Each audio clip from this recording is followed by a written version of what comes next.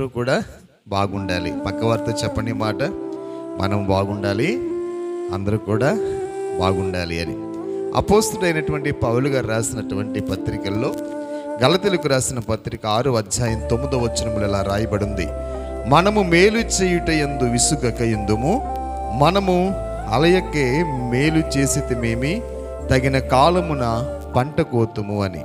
ప్రియులరా, మనము మేలు చేయుట యందట విసుగక ఉండాలట, మనము అలయకే మేలు చేసితిమేమి, తగిన కాలమందు మనం చేసినటువంటి మేలుకు తగిన ఫలాన్ని పొందుతాం. ప్రియులరా, అందుకనే మనం బాగుండాలి, అందరూ కూడా బాగుండాలి, అనేక మందికి మనం సహకారులుగా ఉండాలి. దశలోనికి రాసినటువంటి మొదటి పత్రిక 3వ అధ్యాయం 13వ వచనములో అపోస్తలుడైన పౌలు గారు రాసినటువంటి దశలోనికి రాసినటువంటి మొదటి పత్రికలో 3వ అధ్యాయం 13వ వచనంలో, సహోదరులారా మీరైతే మేలు చేయుటలో విసుకవద్దు అన్నారు. ఎవరికి మేలు చేయాలి?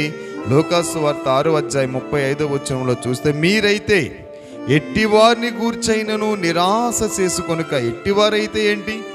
ఎవరైతే ఏంటి?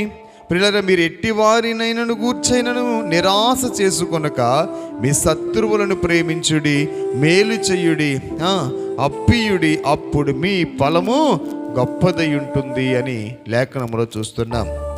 ఒక శతాధిపతి తన దాసుడు ప్రియులారు మిగులు పక్షవాయువుతో బాధపడుతున్నప్పుడు, శతాధిపతి